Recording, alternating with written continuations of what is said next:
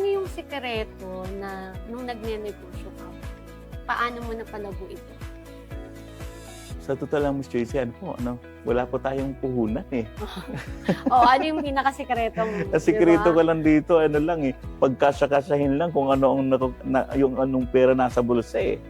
So parang paikot lang ng Yes po, paikot. Yun paikot. ang naging sekreto mo. Kasi yung Opo. iba, sabihin na natin walang puhunan, ginagastos pa nila. Opo. Pero ang ginawa mo is paikot lang ng paikot. Yes. Paikot. Oo. Sabi nga ni Mrs. sa akin, ang dami mo namang ginagastos, puro ka gastos.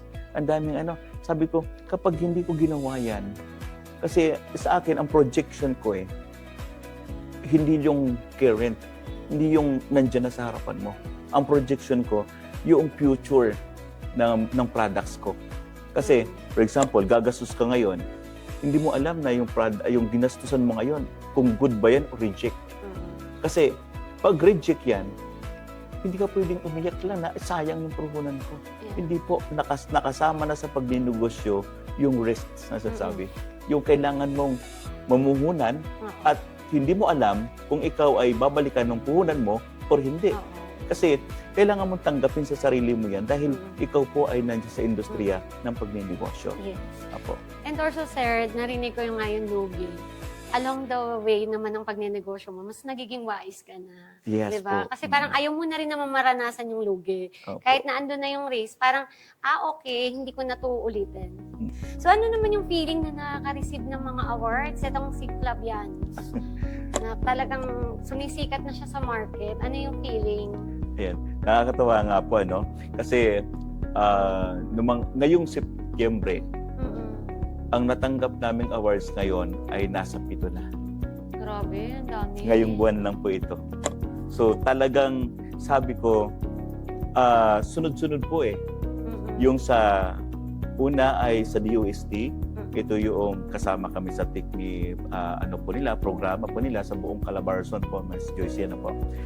Tinanghal kami doon na top seller doon sa aming sa programa. And then tinanghal din kami doon ng People's Choice Award doon sa programa din na yun.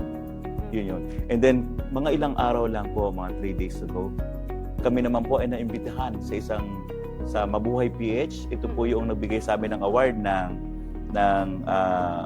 Influencer of the Year Food Products, si Flavianos po mismo. So, then mga ilang araw naman, September, 2 award. Yung inawardan din po ako bilang isa sa Luminar Award ay ginawaran yung ating products, and then ginawaran din po ako as a entrepreneur na achiever of the year. Grabe yung mga awards. Talagang isang buwan, 7 agad. And which is, dun lang parang ito yung reward ng all of the hard work. Kasi yun nga, yung mga failures mo sa pagtitimpla, di ba? Yung mga lugi mo, there is a breakthrough naman, di ba? Kasi hindi naman lahat. Kumbaga sa iba, sumuko na.